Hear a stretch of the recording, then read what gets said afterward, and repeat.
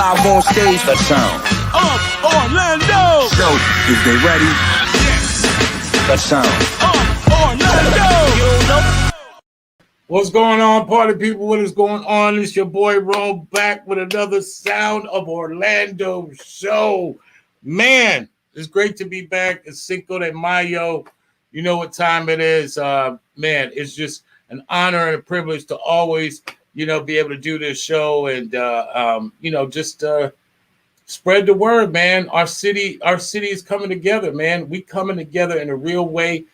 And it's a beautiful thing when the people that you bring on the show acknowledge the city and our contributions and our vibes. And man, it's just a beautiful thing. We got some big things brewing within the course of the next couple of months. I'm looking forward to it. I'm looking forward to really touching down in the city and talking to all my people. Shout out to everybody that's buying the shirts. Those are literally documents, evidence that this happened. This moment in Orlando history happened. Now, the shirt that I'm rocking tonight, man, I got to big my brother up, J Meg with Thread Graphics. Man, this is embroidery right here. Okay, see that right there? Hip hop embroidery right there. Local business support. Local Black businesses. My man's been doing it for years, creating shirts that, he's worked with the Magic. He's worked with the UCF Trojans. I mean, the list goes on and on and on. And this man is about his business. And he blessed me with a beautiful shirt to rock on the show. So salute, Soldier Man. I ain't seen him in 20 years. And this is what he gives me, a shirt.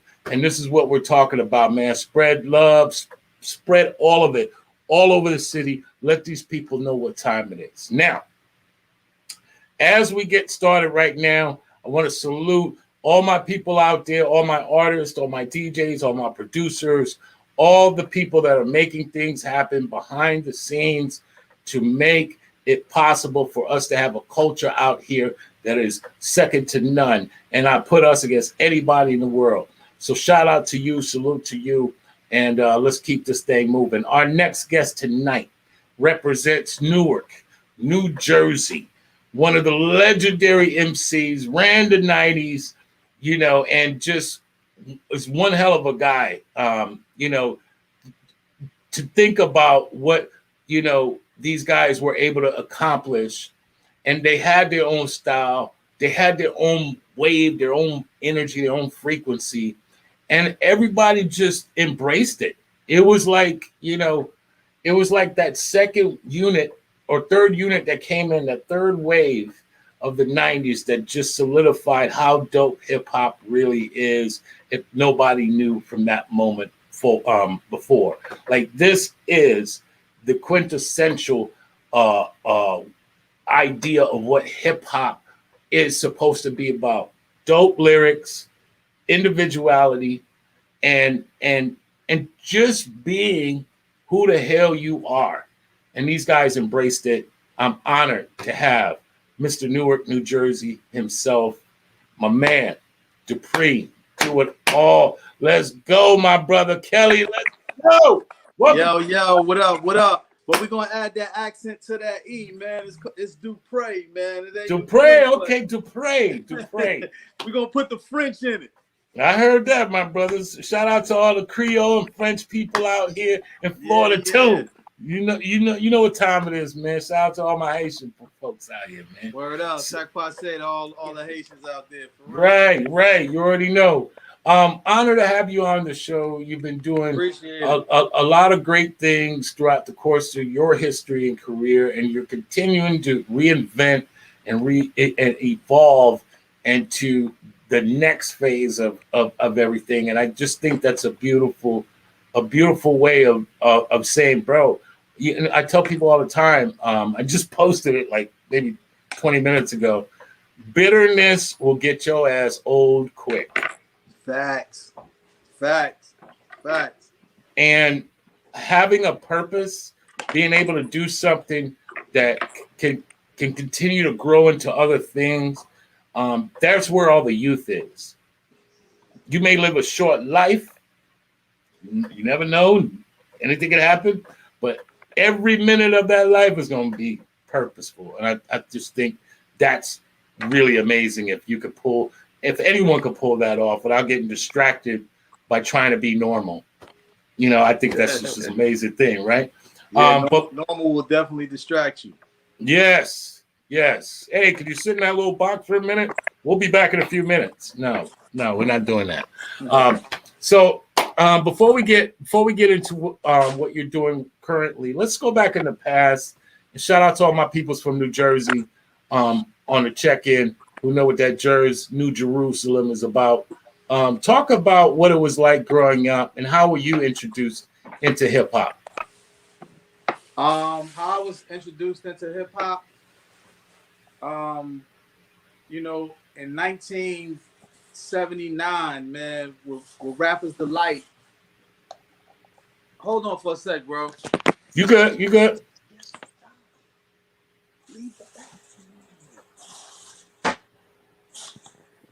Shout out to you good, man. Shout out to all my people tuning in.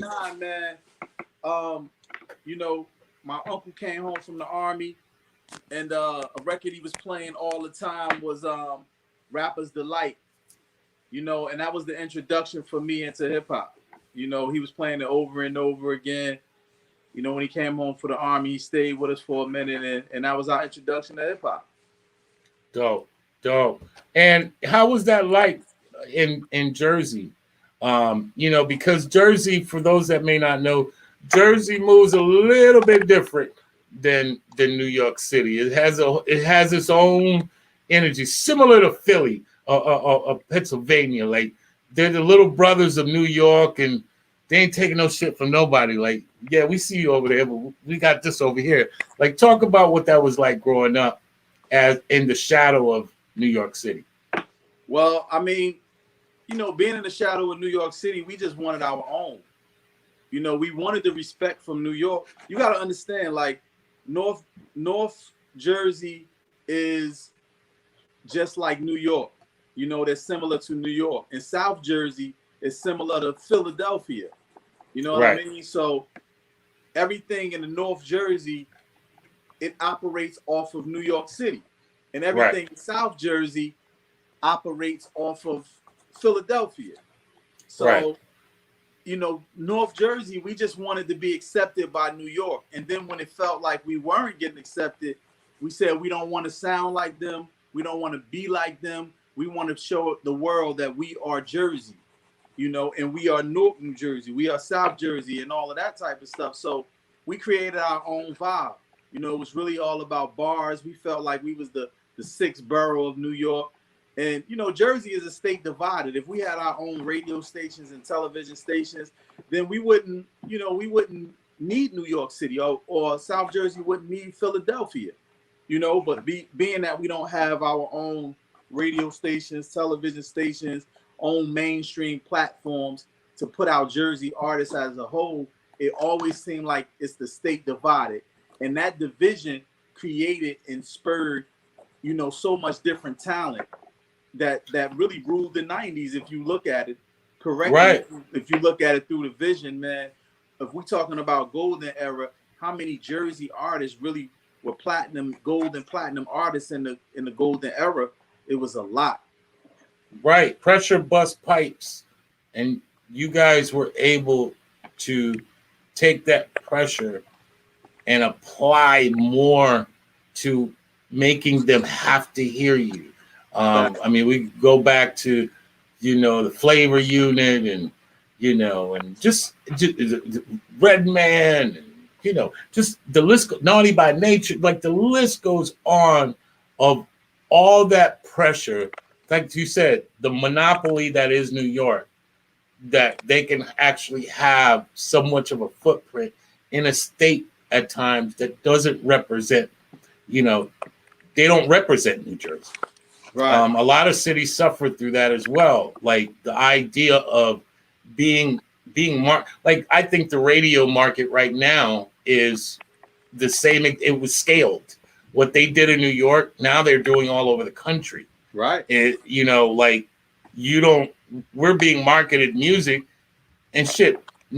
Where's our sound at? You know, Right. That's not our sound. That doesn't represent us. We love it. Hey man, but that doesn't represent us.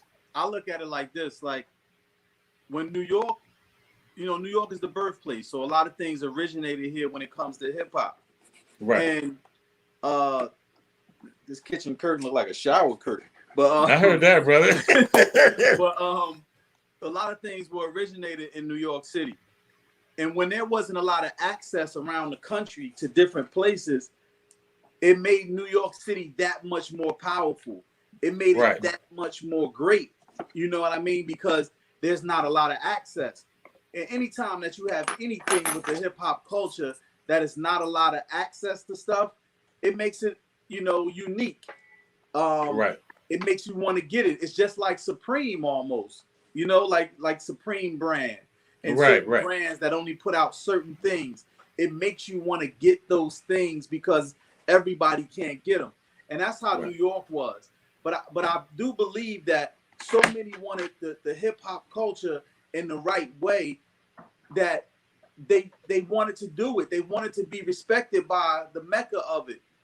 And when the Mecca did not give them that respect, just like when New York did not give Jersey that respect early on, we created our own. We did it ourselves. That's what blew the South up.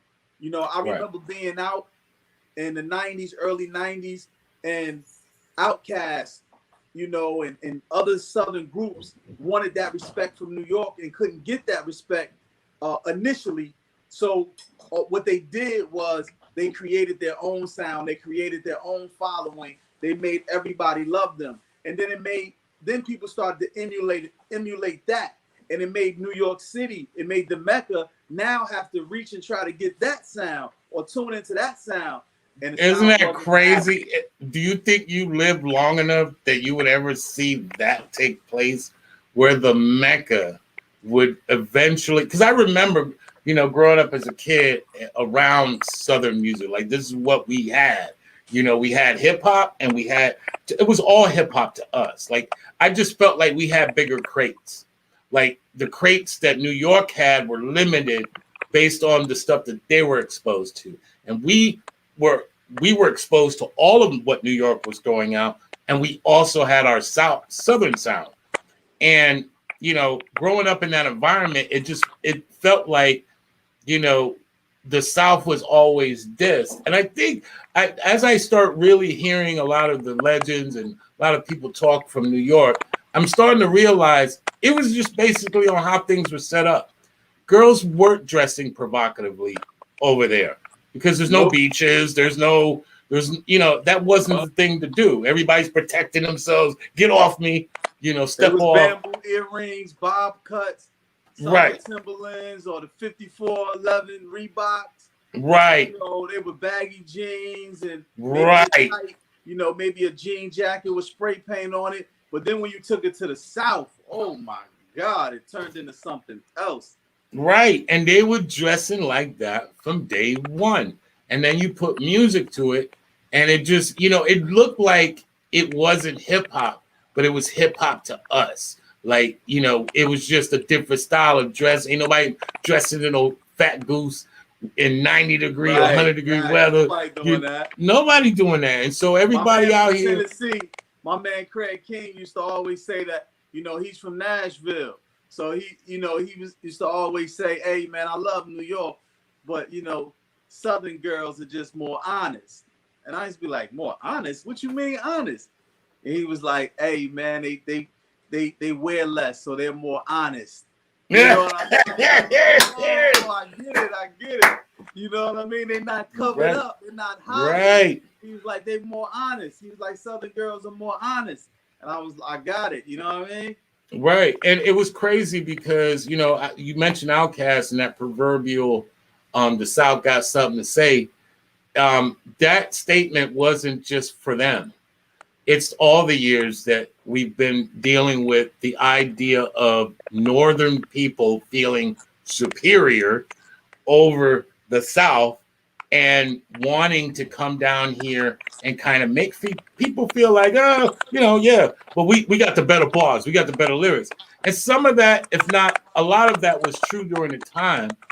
But Outkast, to your point, was one of those artists that said, you know what, we're going to keep our Southern slang and we're going to drop lyrics on you that you never heard in your life. Outkast, man, they're iconic, they're incredible.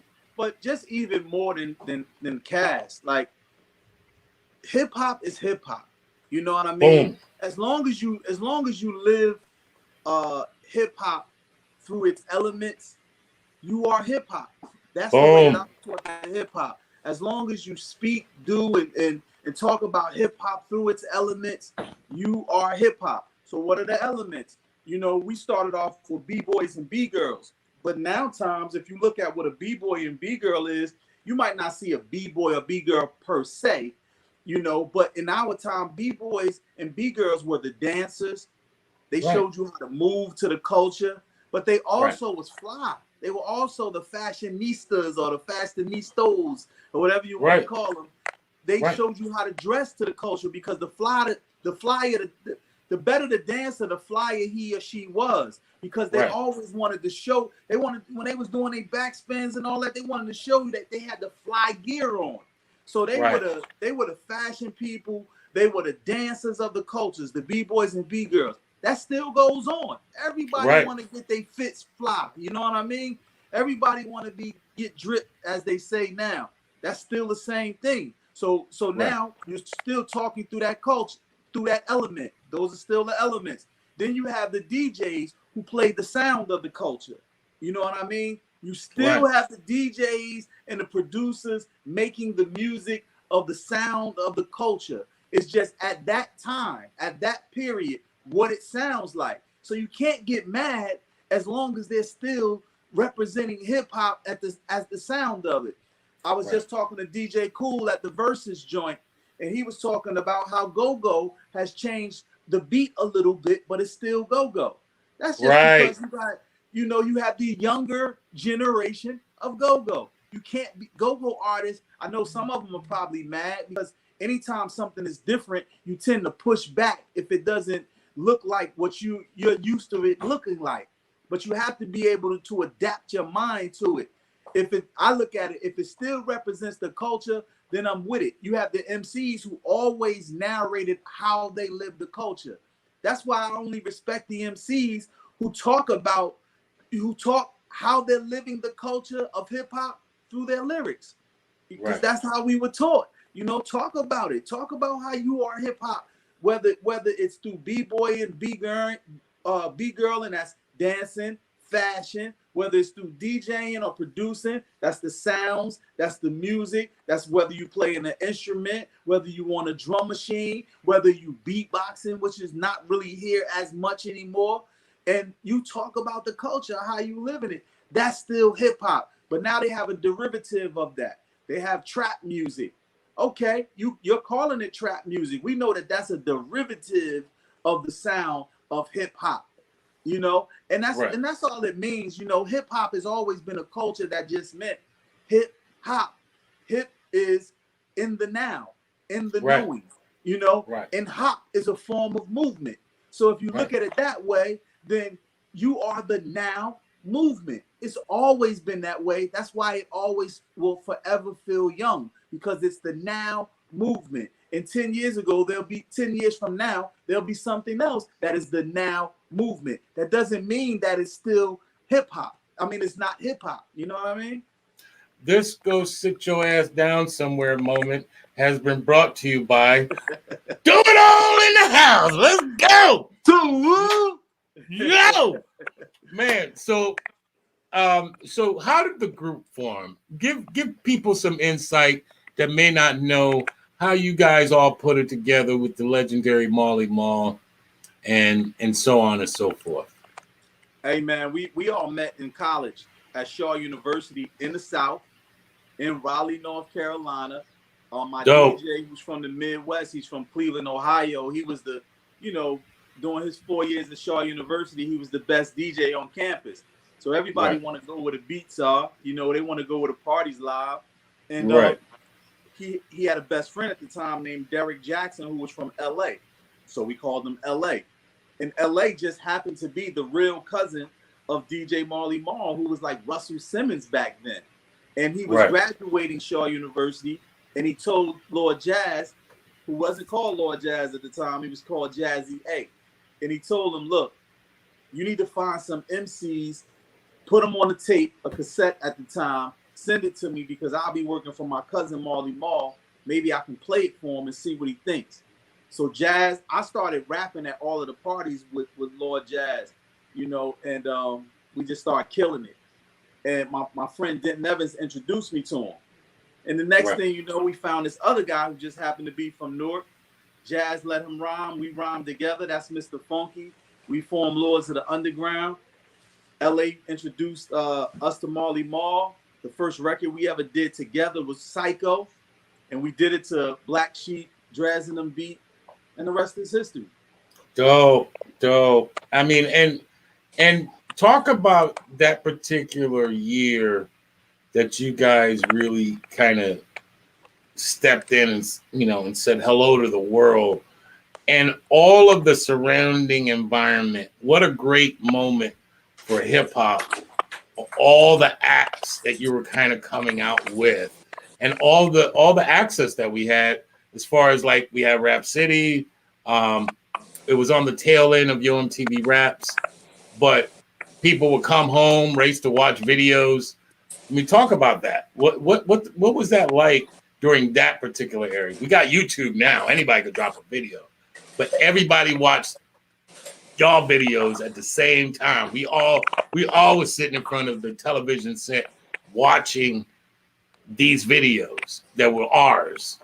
Talk about that. Man, it was amazing, man. I mean, it was a great time. We just felt like you know, we just felt like we had a dream come true. You know, we were MCs who got a chance to rap on a main stage, on a screen, on a level that was humongous. You know what I mean?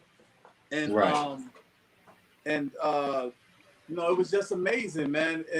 One thing that I love about that time is that a lot of people say they went to college because of us. We shot our videos in college.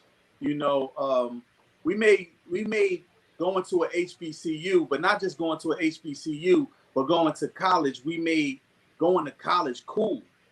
You know, Right. being cool. Right. So a lot of people went to school because of us. So that was an amazing time to meet 18 to 22-year-olds who loved your hip hop and thanked you for inspiring them to go to school. And then meeting the parents of those 21 to, you know, 18 to 22-year-olds for saying thank you, because I had a tough time convincing my child or my young adult to go to college. And because of you and your group, or because of your group in school, it inspired them to go on to school, man. And that's an amazing thing. So that was the time frame that we were in, man. And and we got dope. to showcase that on the world, to the world. And I like what you said about the idea of showing creating a contrast, right? So on one segment you may have had, you know, speaking about the streets and, you know, maybe not even intentionally glorifying it, but just making it a shiny object, if you will. And people are simple that way. People flock to shiny objects. We all got canine in us. As soon as something starts rolling across in front of us, like, what's that? What's that? You know, but the idea of, you know, contrasting that with school and the importance of that, I think that's freaking dope. Right. Because we don't see that now.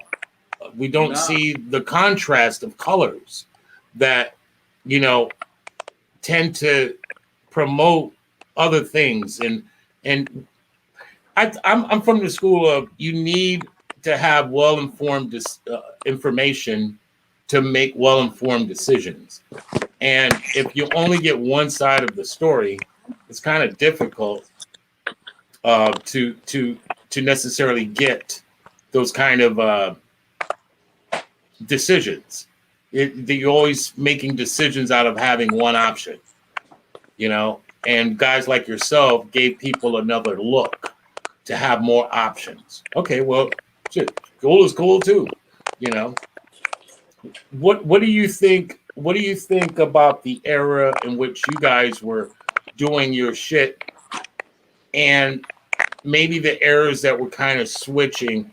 Because you were part of the last radio era where radio was dominant, and we all accessed some of the things at the same time, and then it started going into, you know, downloading music, and as technology started growing, what say you about the idea of not having anything physical anymore, like a record?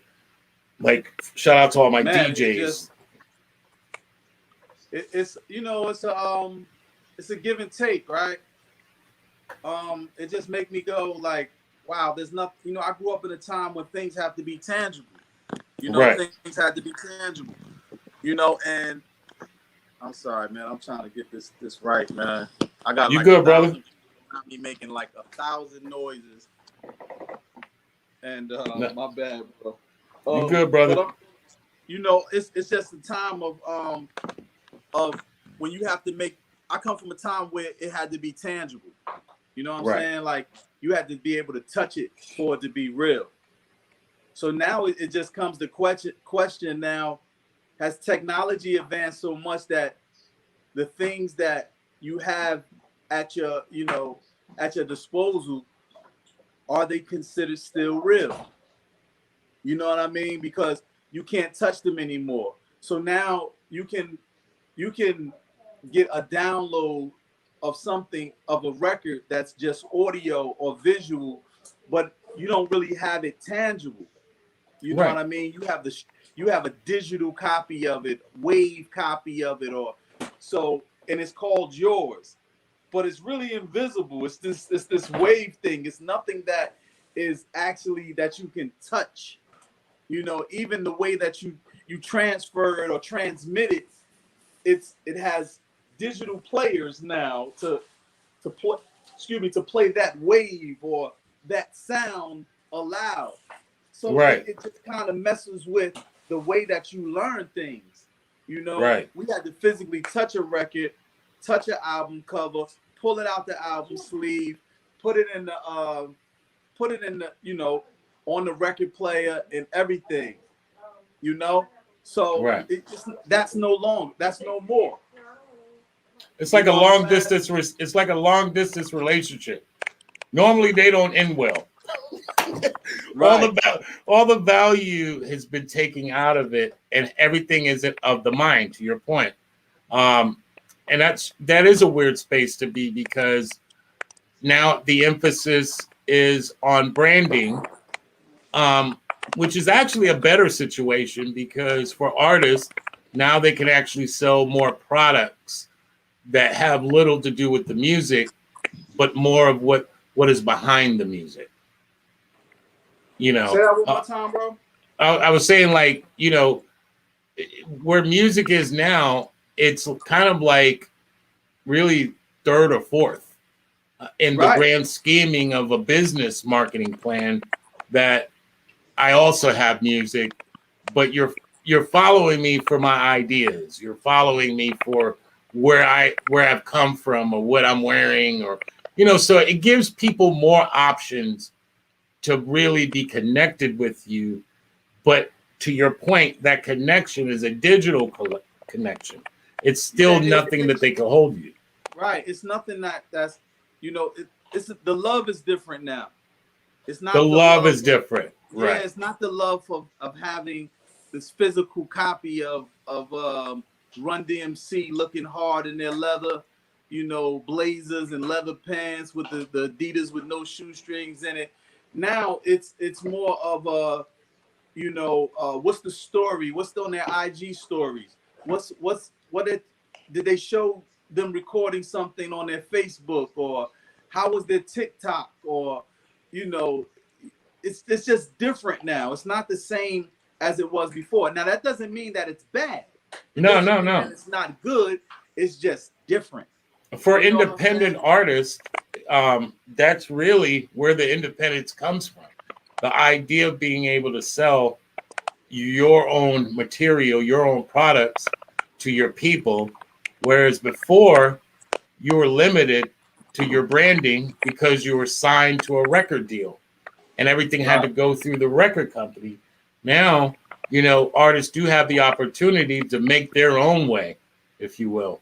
Do you see, in as far as hip hop is concerned, a place in which they are respecting the ones before them, and that they're looking towards the OGs for inspiration and guidance? Or do you see like a divide, if you will, like you were talking about I see earlier? a divide. I don't see everybody respecting it. When you don't know the stories, when you don't study history, you have no respect for what you don't know. Right. You know what I mean? Like, how can you respect something that you know nothing about? And, Right. and a lot of them don't do the research because they're in it for different reasons. They're passionate about it for different reasons. When you look at their stories, I only rap, and this is, I hear some stories like, I only rap because my family was broke, or I'm only into hip hop because we had to get money. Right. There wasn't no money in hip hop when the creators created it. It was for different reasoning. So they had a different love for it. It was for their passion was different. So they respected the things in the music that came before it that helped them generate what it is today. If you don't respect that, then you have a different type of love. Your love comes from a different place. You know what I mean? Purpose happens in spaces, right? Right. So whatever your purpose in hip hop is going to determine the space that you are in. Right. And a lot of the spaces that the artists are in, that's why you can hear what is my man's name? I almost said Future, but it's not Future. It's the other one. He said it's the other one. I'm bugging, and I apologize. What's his name? Young something. They all young, right? Right, like Young Thug or Young Thug.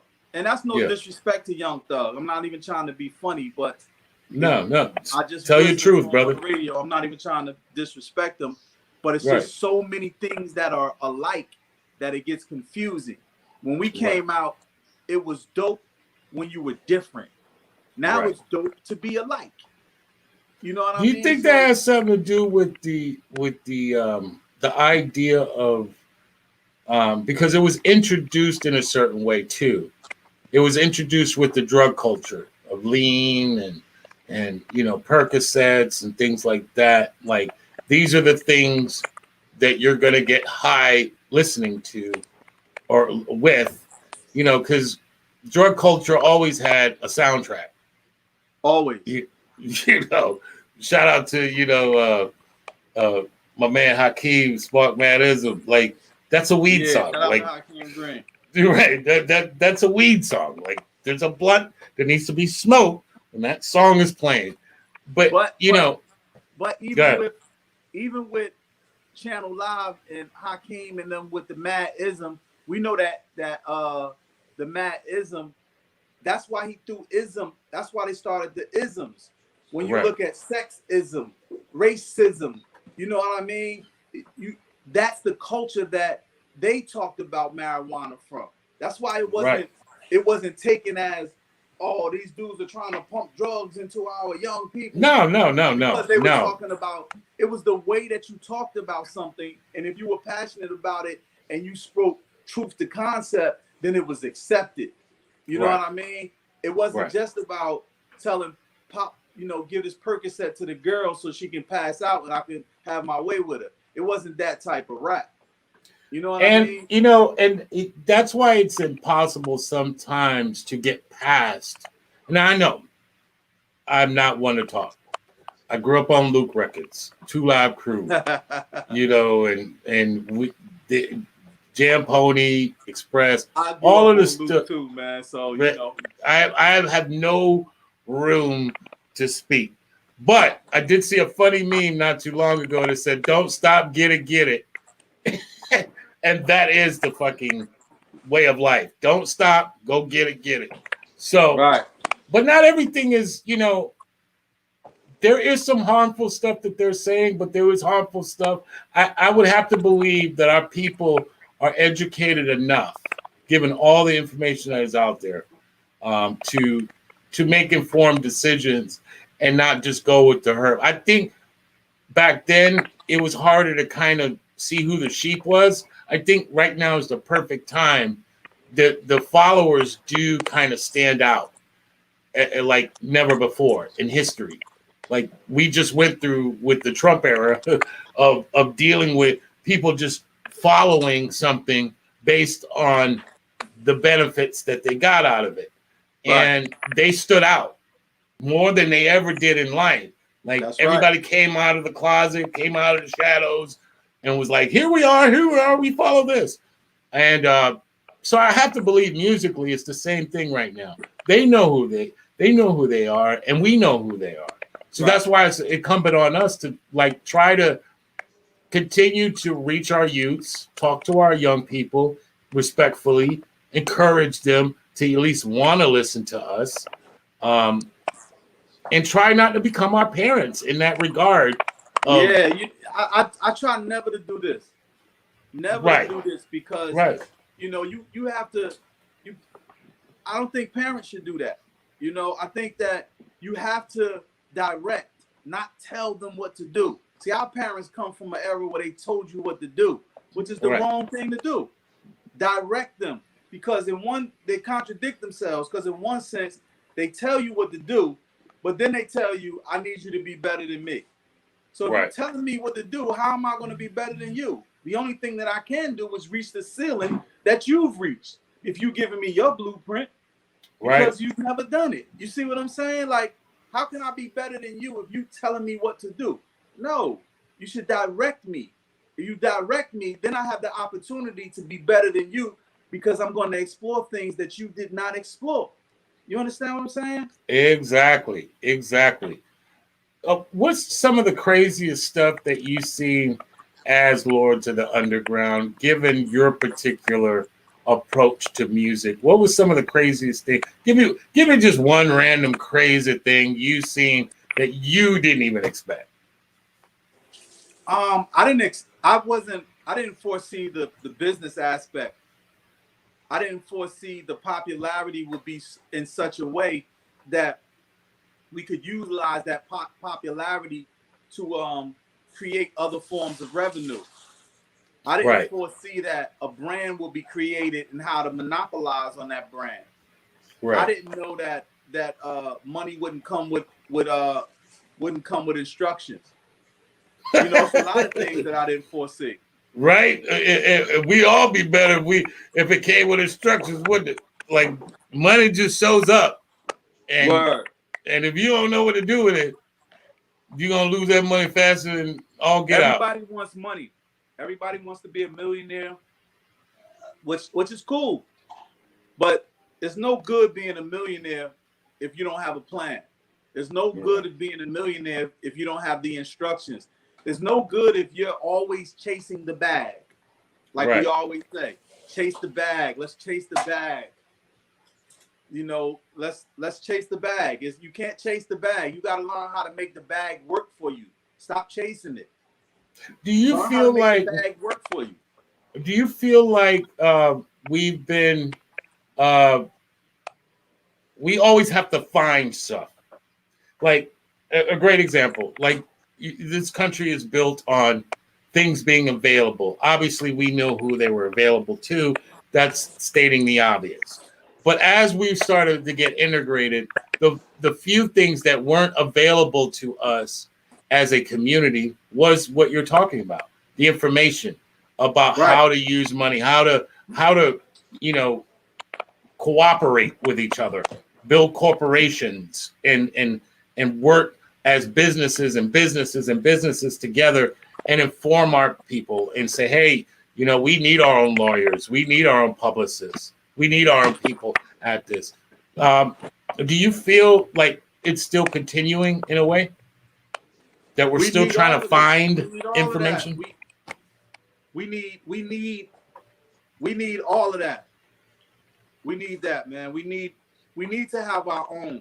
See, they set up a system for themselves that, and when I say they, I'm talking about people who know how to move finances, people who are part of systemic racism, people who are part of corporations and know how to keep black and brown people out of away from their books, right? Away from their offices, away from their lawyers, away from and then when we get in a situation where we do get money or we do get the ability to acquire some sort of business, they send their lawyers to us. They send their best to us. Yeah. And it's almost like a public defender.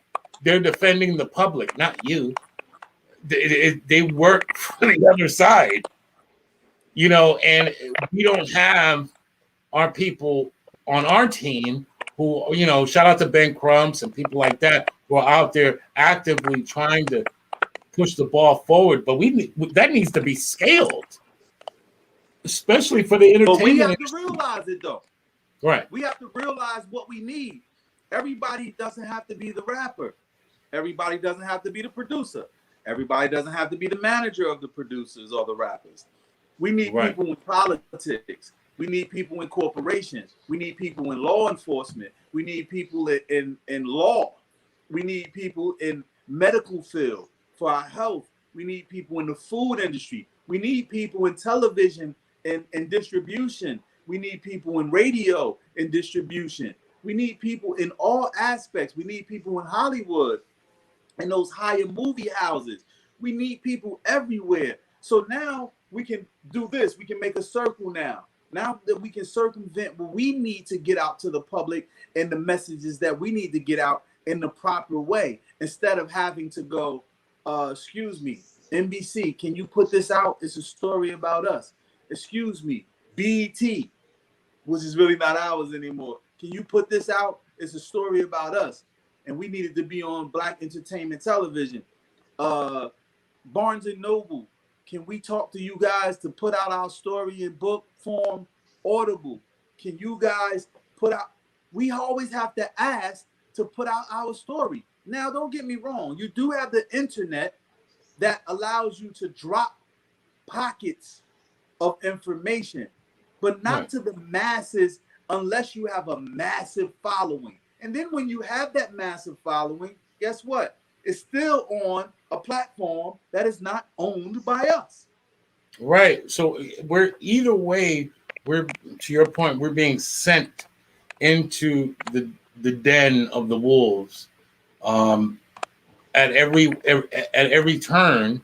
And like you said, there's not enough of us, which should trump up in position.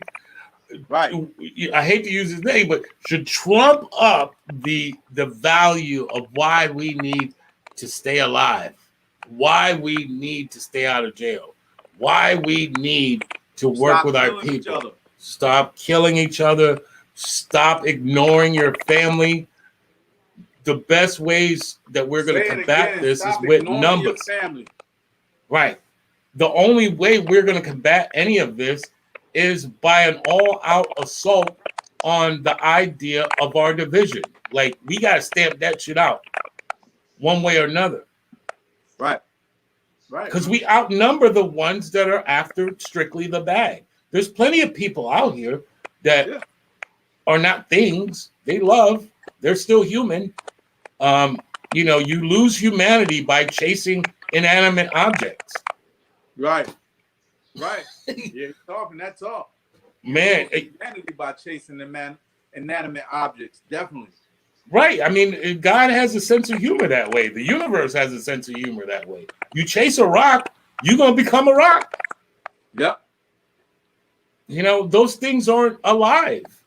They have no sense of morality or empathy or forgiveness. I mean, that shit has a certain ending every single time.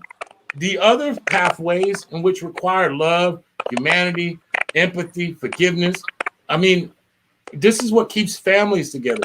This is what allows people to value their numbers. Like, we represented numbers in this past election, and I want to segue into what you're doing for Jersey right now. It's on record. It took 80 million of us as a collective to say, nah, we're not really focused on the Klan right now. We'll pass on the Klan. To beat 75 million Right. of those that supported the Klan, not because they just love the Klan. A lot of people don't love the Klan. Right. They love money. Yep. And the Klan has been using money forever throughout history to control everything.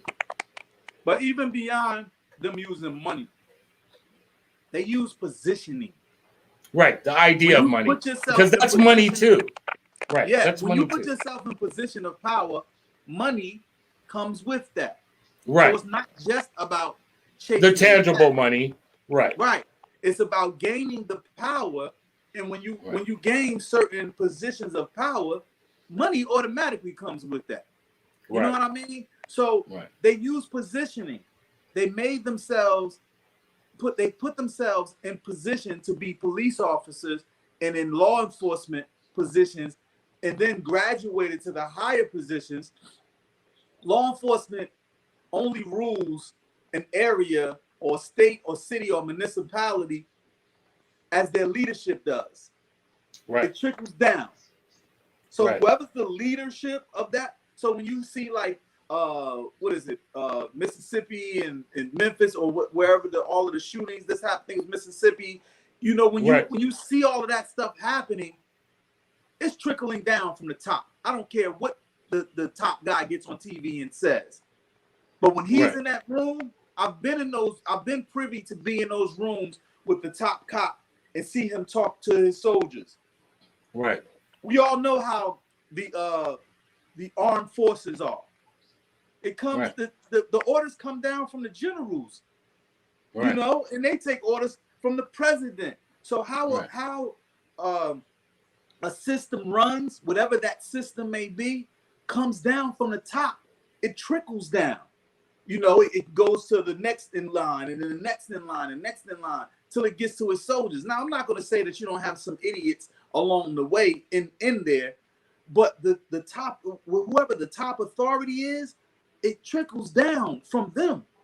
So if we have no top cops in place, and then we have somebody who has said a bunch of N-words and a bunch of MFs and these guys or these women in this area or these people, you don't think that it's going to trickle down to their patrol guys? You don't think that it's going to trickle down to the people who actually are on boots on the ground? Yes, it is. Because if they do things one way and the top finds out, they're going to be like, well, who did this? And they're going to reprimand that ASAP. But if they don't care, they only care when they get caught. Right. You know, so you know how leadership is trickles down to its soldiers, man. So what and I'm hearing some of that motivation there, but what eventually motivated you to start running for office? You know, and make that final decision. There's a lot of things that made me want to run for office, man. And it has a lot to do with my mentorship along my journey of growing. Talk about that. So, a couple of things. Hip hop, right?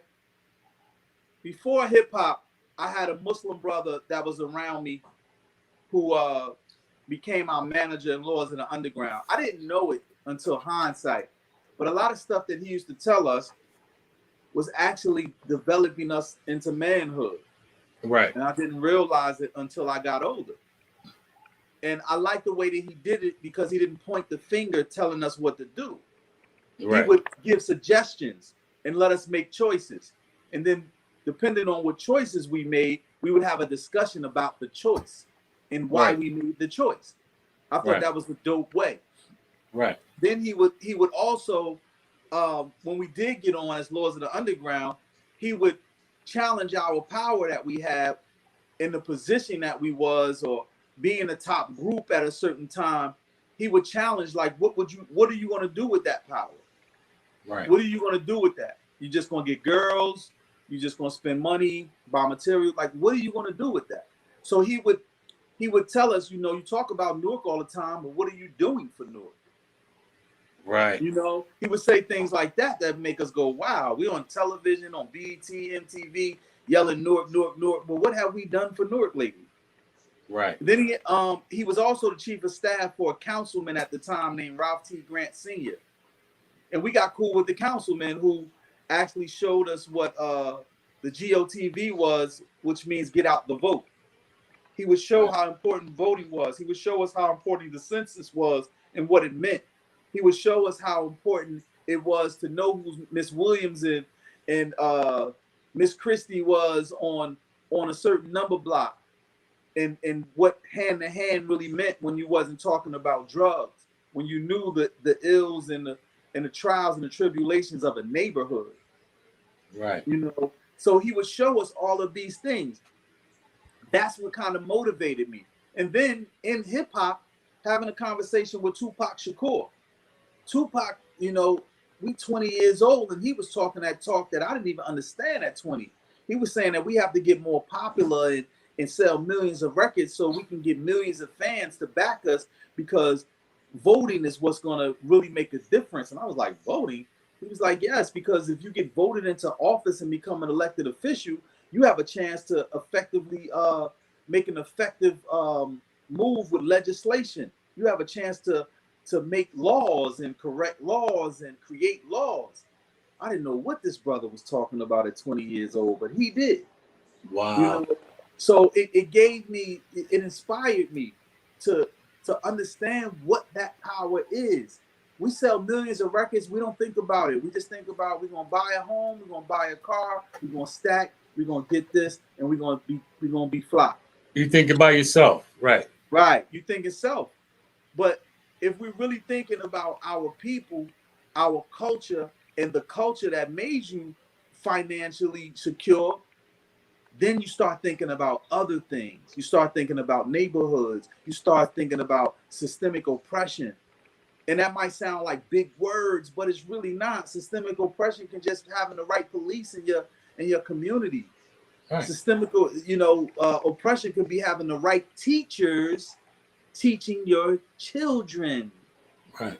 If I'm a teacher and I don't agree with you, I don't live in your neighborhoods, I don't even understand or do what you and your family does after I leave the school, then really are you the right teacher who understands me and actually are equipped enough to teach me? And I'm not talking about that you know how to do 1 + A + C = 3 times Y.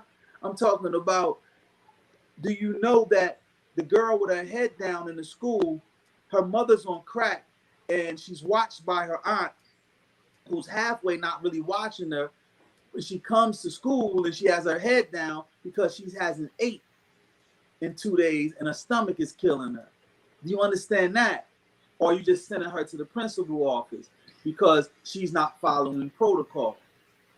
Are you understanding these type of things? Right. Or are you just trying to teach 1 + 1? Well, you bring up a great point in that, especially with the schools on the ticket to ride to prison, that for a lot of the schools that supposedly are supposed to once again, it's a system. There are a lot of good teachers out there that are doing things based on the system, what not to ask, how not to deal with certain people, and realize that we're helping them, we're hooking them up. And in actuality, they're the heart of your school. The have-nots throughout all recorded history have been the heart of every civilization. Yet they're the ones treated as if they're a waste of society. And normally those people that they're saying are a waste outnumber them. So it's crazy how that works in a society in which, like you were talking about, there's systems that are in place that require our numbers. Not just the fact that 1 or 2 people are running. That's not enough. It requires all of us. Right. A revolution, if you will, because like we go back to that math, the idea or the concept of numbers, They only believe you. And I'll say this to him. Kyle's going, Jay-Z, you said something when you said this, bro. We don't believe you. You need more people. That is everything. Most people will not move a damn thing until the presence, the physical presence of people are felt. Right. Or otherwise it doesn't matter to them. No. You can't affect it. Look, even going back to the election process, me running, everybody in my city swore that I would win because of my popularity in my city. Right. Because I've been on TV in the 90s and, you know, mid 2000s, because I'm in hip hop, they thought that I would win. But I learned a lot with that election. The election process was created by Irish people over hundreds of years ago. So how am I thinking just because I'm this rapper who sold over a million records that I would come in and change this process that they have had for over hundreds of years? Right. No. And a process that only 50 years ago we were even allowed to be involved in after the March on Washington. Numbers, again. Numbers. So our numbers are everything. Numbers are everything, man. That's why they're shooting us all over the place. They feel like we're gonna yell, we're gonna scream for a little while. It's gonna go away. Then we back to business as usual. Right. And we have to keep showing up and showing out and showing them that we matter. Right. And we matter in a real way, though. We matter by securing those positions. And I'm talking about all around the gamut, all around the board, securing those positions. It's not just about me trying to get this councilman position, and we're going to get it this time, but that's not going to change anything substantially right away. No. It's a step in the right direction. Right. But we have to get more people involved in the process. They don't have to necessarily be elected officials, but in the process. Because if you get somebody like Drake involved, who has tens of millions of fans, right, that will make a difference, because that's 10 million more people added to the army. You know, if you get Jay-Z to continue what he's doing, but not just Jay-Z can't do it alone. His whole army. You get who I like right now. You get Lil Baby and his crew. You get all of those the top guys to come on in and be a part of it or sponsor that part. I'm not saying them to be the thing, but they galvanize people and they bring them with them. So let's start a hip hop pack that can secure. I'm with it, brother. I'm with it. Yes, right? I'm with it. That's secure the professionals that can do the job. Right. That's all I'm saying. And can organize those kind of people. Right. But you just said it. Through their records, through their music, their branding, they've organized millions of people.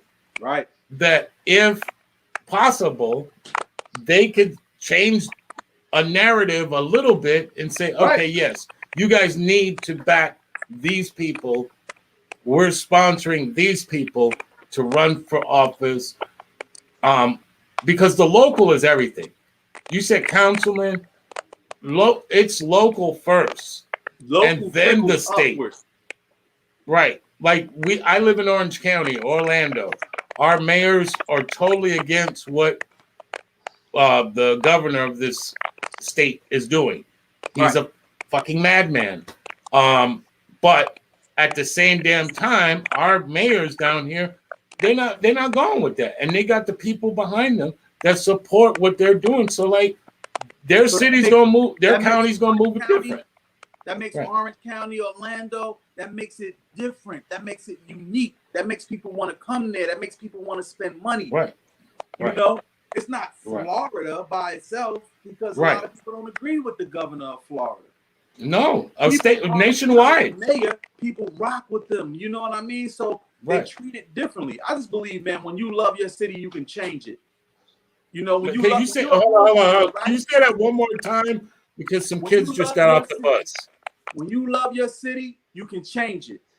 And what I Oh, mean by when you love your city, you can change it is because when you're a homeowner, you pull up in your driveway and you just finish eating something. You don't throw the wrapper on your lawn. You don't throw the cup out your window on your lawn. right. No, you walk it to the trash can, whether it's outside or inside the house. That's because you love and you've put in the work that earn money to allow you to buy and purchase that piece of property. So your care for it is different. You love, you have a different care for it. And I think if people started treating their city the same way, it will be this exact same way. But people don't have that care because not a lot of us have been taught ownership. We've been taught claiming things that are not Right. ours. This is Well, my we block. know one thing is consistent. This is our people. This is our story. And these are our voices. Everything else can pretty much rearrange itself. But those things are the consistent. And there's where you find love. When you know it's shared, when you know people, have a vested interest in something. People, you said the quote of the night, man. You love your city, things will change. That's right, man. That's the quote of the night. That's everything. That should be scaled nationwide, and it is. I lived in Kansas City for a while, and I seen how they do certain things up there, and they love their damn city. They love. Shout out to And they'll KC, fight real. you. Yeah, they will fight you if you say something wrong Right. about Kansas City. But people in Man, St. Louis feel the same way.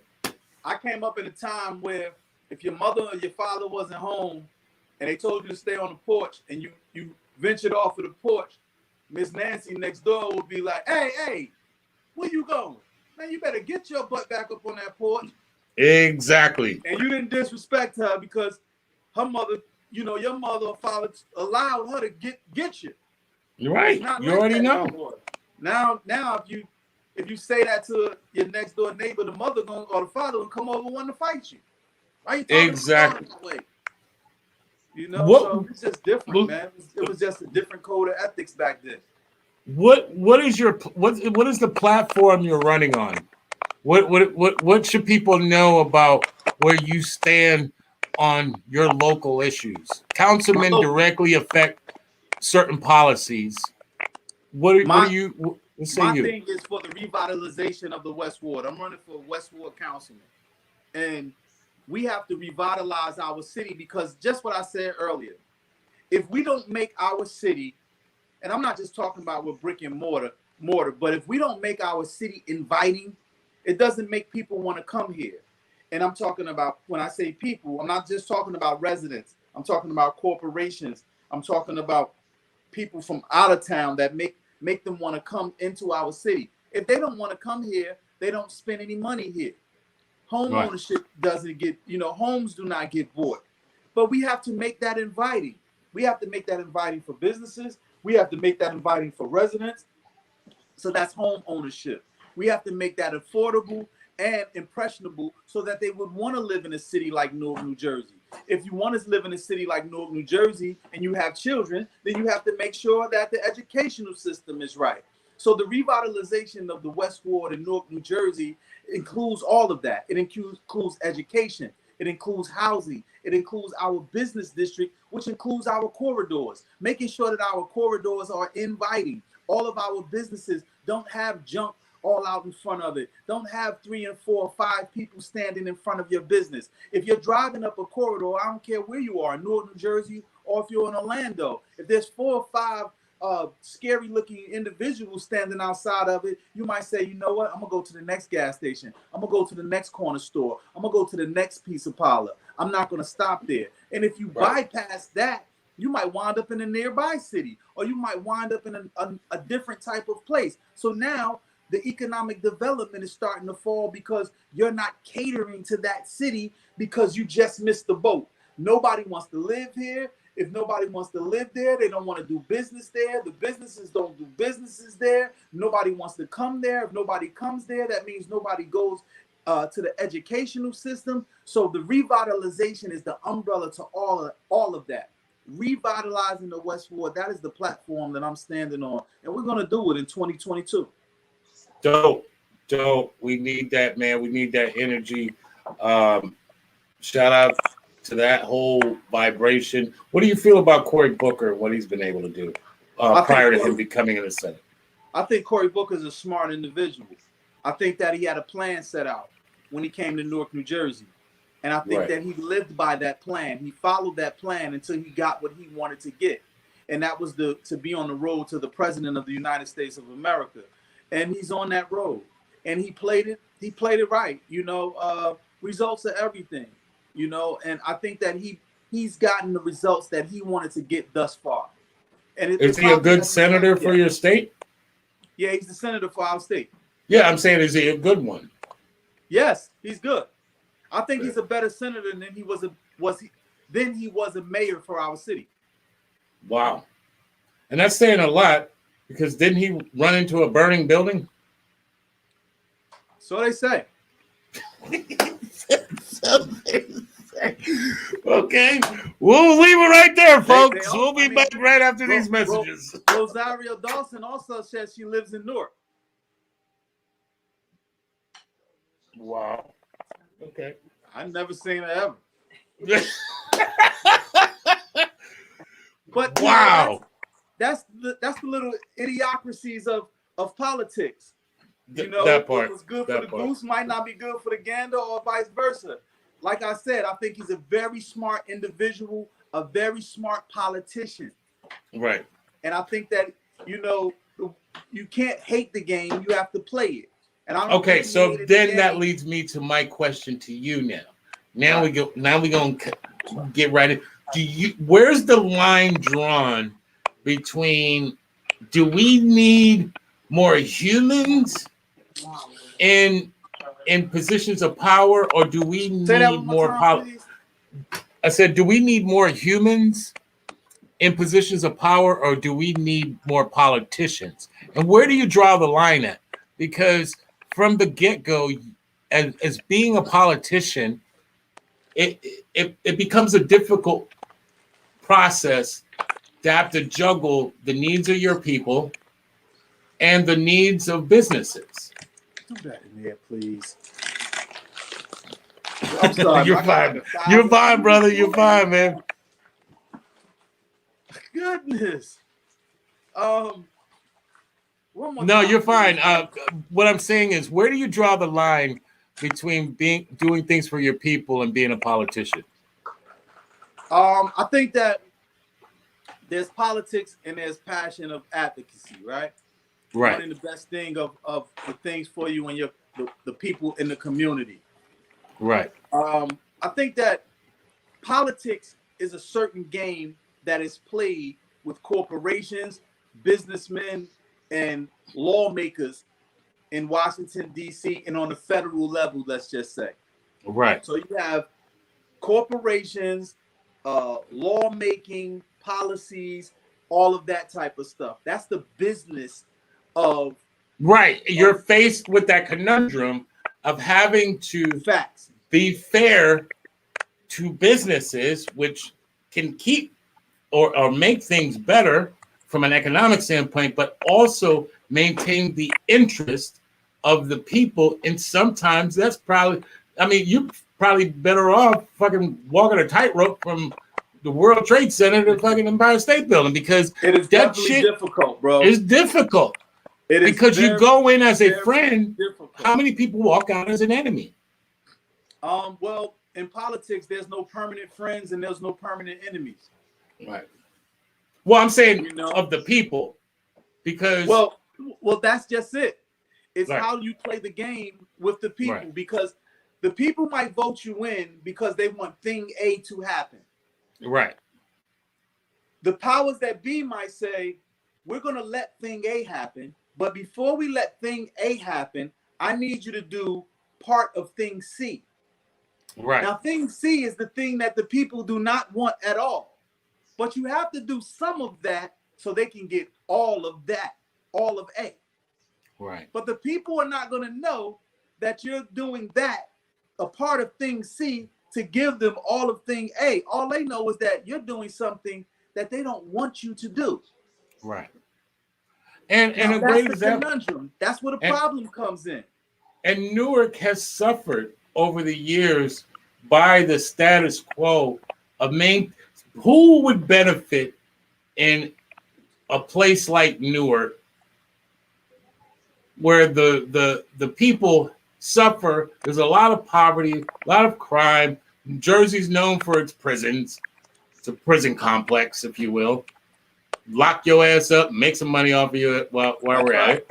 That's right. And so who benefits from that? Well, when you have, I'll tell you who benefits. The people ain't benefiting. Well, yeah, in a certain way. You're right.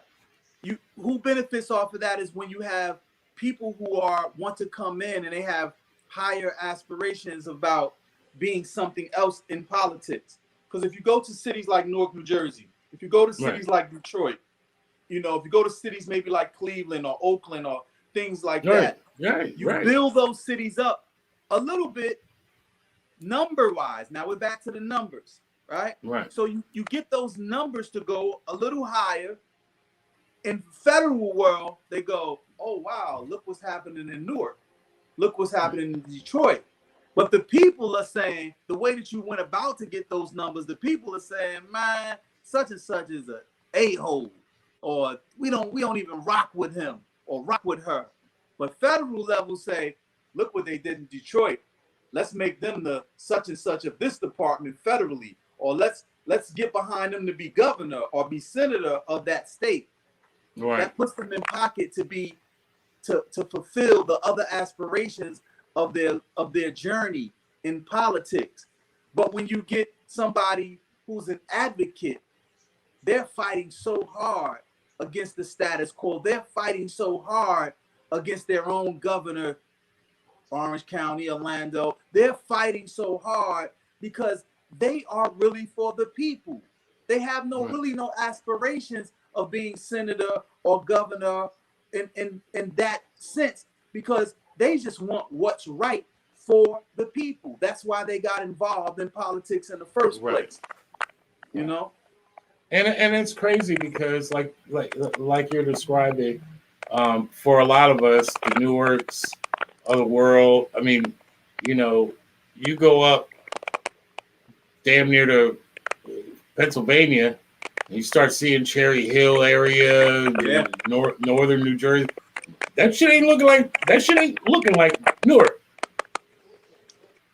But I will say this though, in Newark's defense, we have a great mayor in Raz J. Baraka. And why I say the great mayor is because he's one of the advocates. He's boots on the ground guy. Right. He had to learn how to be a politician. Right. And from some of his people who came up with him as an advocate, some of them scream at him because they're still advocates, boots on the ground, and they don't understand the political side that he has to transform into at times. I give you an example. First term in office, he came in, middle finger to the governor, who was Christie at the time. We don't rock with Christie. Whatever. Now, guess what? Newark is not getting certain aids and things that they need from the governor. Right. So now he has to sit down, play politics, tell between his legs, what's up, Christie? What's happening? Okay, I get it. You know what I mean? And that's right. But if he doesn't do that, then he doesn't get the proper things that he needs to make the city run properly. And if he doesn't get that, then everybody says he was a failure. He didn't do anything for us. He should have. We just finished dealing with that on an executive level. You know, as Trump did not get his, you know, back massage from everyone. Right.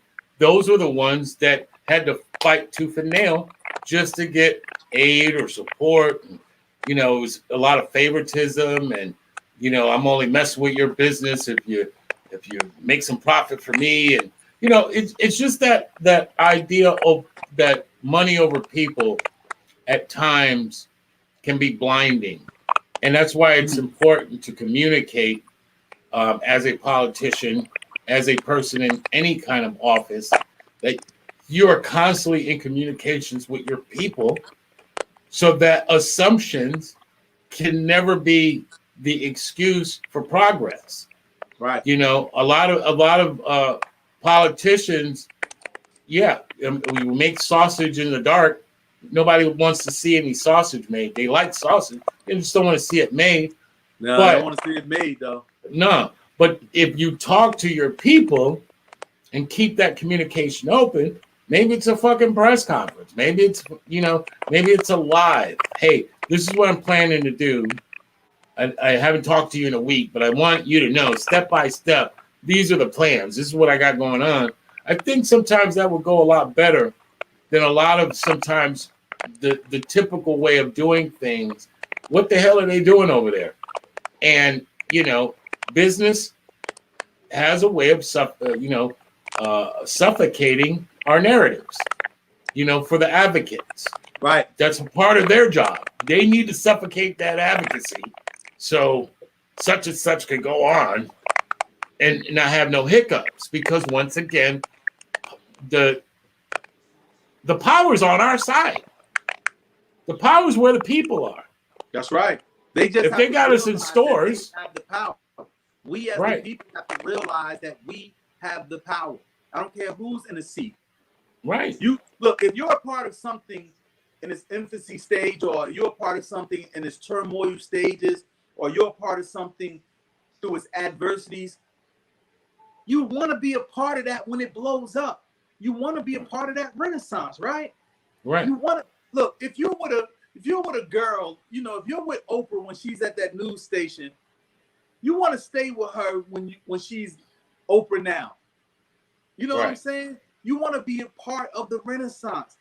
You deserve to be a part of it if you were a part of it in its infancy, if you were a part of it during its turmoil.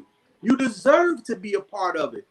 But you have to demand to be a part of it. You can't expect somebody to say, because you were there when we were doing bad, that you're supposed to be here when we're doing good. You have to demand to be there. You have to show them that you want to be there.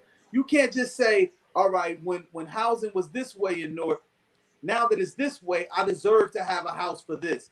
No, you have to still put in the paperwork, get the people and show them that these programs are happening. No, and come out in numbers. Show them that you are, even though you elected that official has to publicly serve you.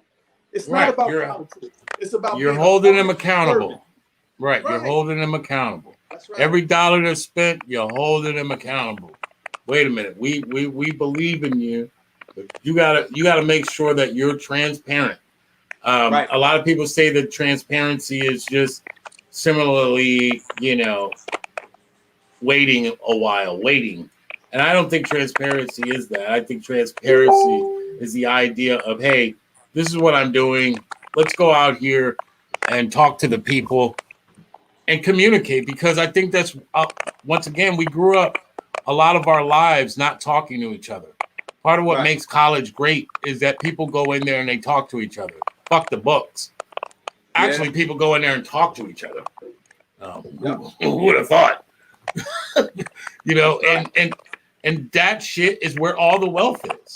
If you're communicating with your people, that represents power.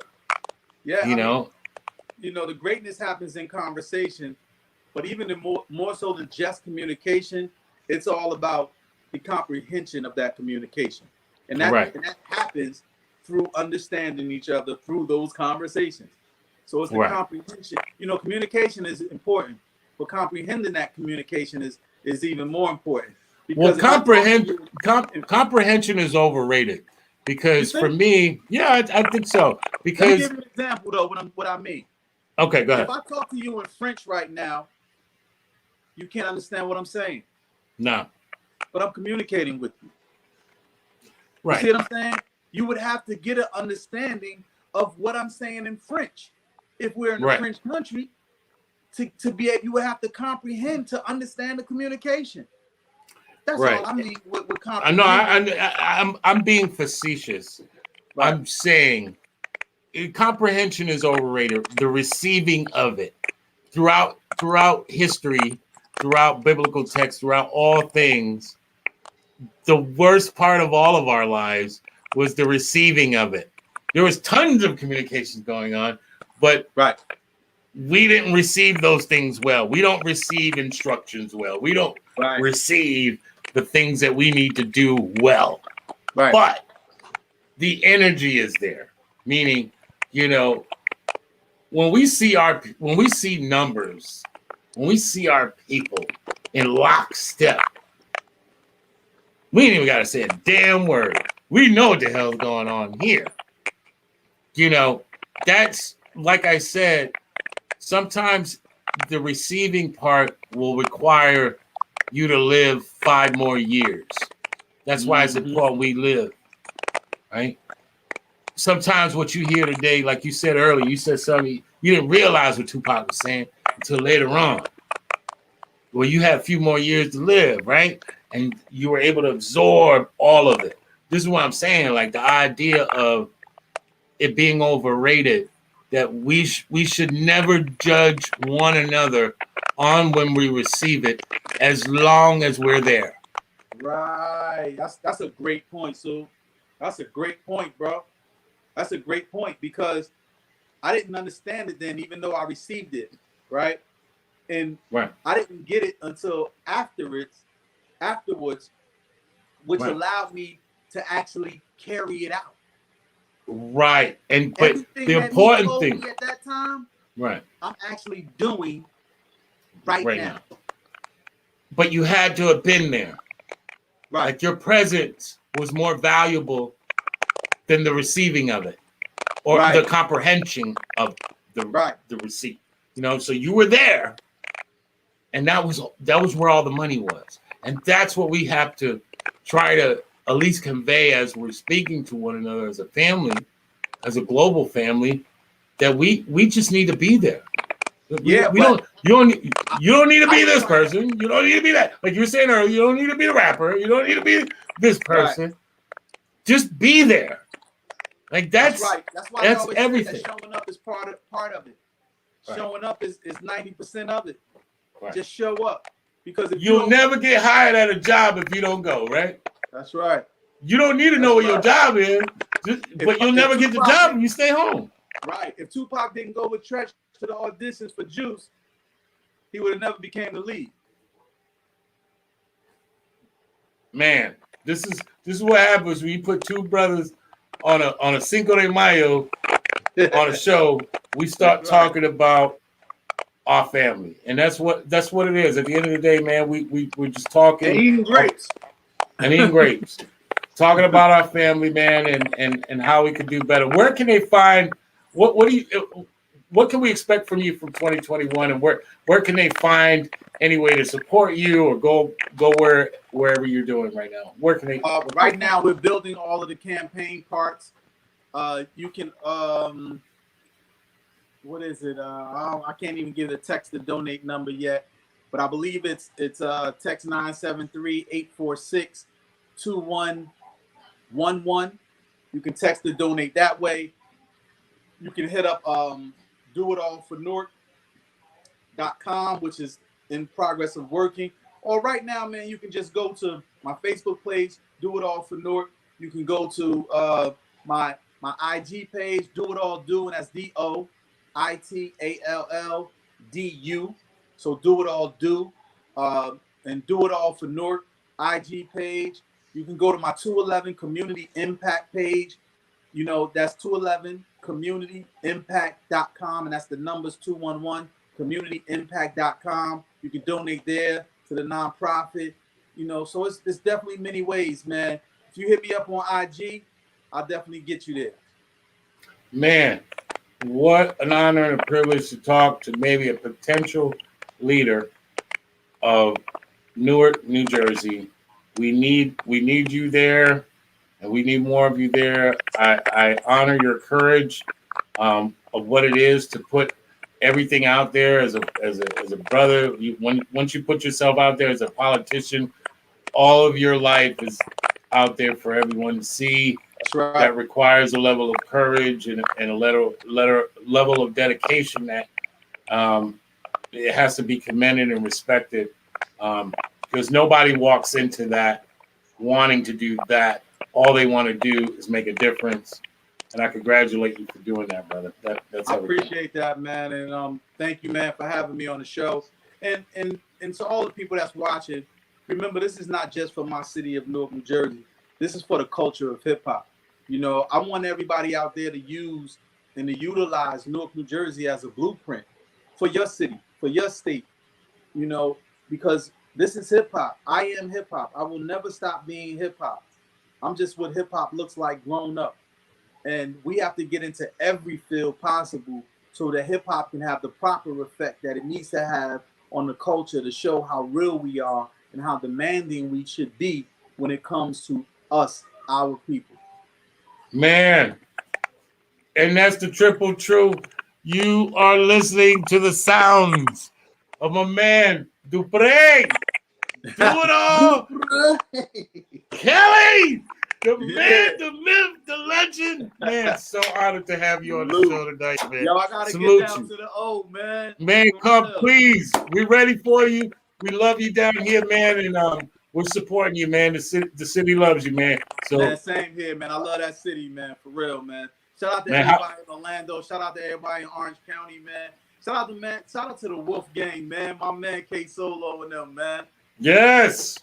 Yes. Shout out to K Solo. Man, shout out to you, brother. Like I said, when you touch down over here, man, holla at us, man. We will embrace you, brother. I will, Thank man. you. And make sure you hit me too, so I can make sure you got the the personal math and all of that. I got you, bro, all day, man.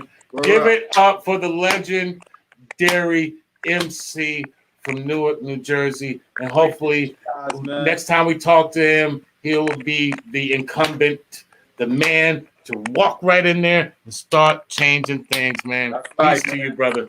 That's right. Do it all. And Love y'all, man. All the noise in the background, man. It's not real if it's not real, brother. That was That's real. right. So we'll take it. Man, thank you, brother. Take care, bro. Peace. Yes, sir. Yes, sir. It's what we do. Shout out to everybody on the tune in tonight. I know it's a little bit late, had a little bit of technical difficulties, but we're going to make it work because that's what we do. Shout out to everybody that tuned in tonight. We love y'all, man. This is what we do out here, man. Sound of Orlando show. Shout out to the sponsor tonight, my man Jesse Jazz, legendary promoter, legendary DJ, and legendary graphic artist out here in the city. If you don't know about him, you better recognize 5stargraphics.com. Go hit the man up, man. And we'd like to send a big shout out to Red Rum. Their album is working. They represent the sound of Orlando. They're out here doing a damn thing. It's a beautiful thing when our city is doing a damn thing, isn't it? So shout out to everybody on the check-in tonight. We love y'all. This is the Sound of Orlando show. Tomorrow, we will be back as we always do with my man, Christopher Kane, representing that old town sound. Son, Christopher Kane joining us tomorrow. It's a beautiful thing. Love y'all. Let's go. Live on stage, the sound. Orlando. So, is they ready? Yes. The sound. Orlando. You know